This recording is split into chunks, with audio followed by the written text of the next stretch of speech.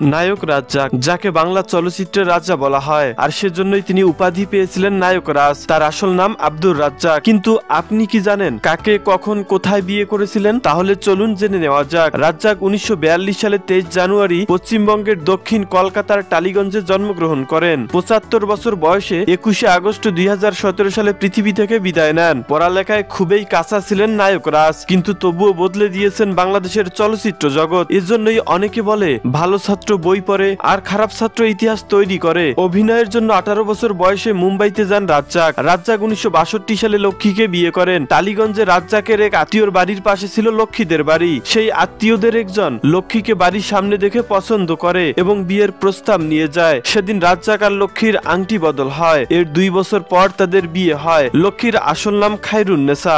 বাংলার কিংবদন্তি এই অভিনেতা জাতীয় চলচ্চিত্র পুরস্কার পেয়েছেন 6 বার এবং স্বাধীনতা পুরস্কার পেয়েছেন 1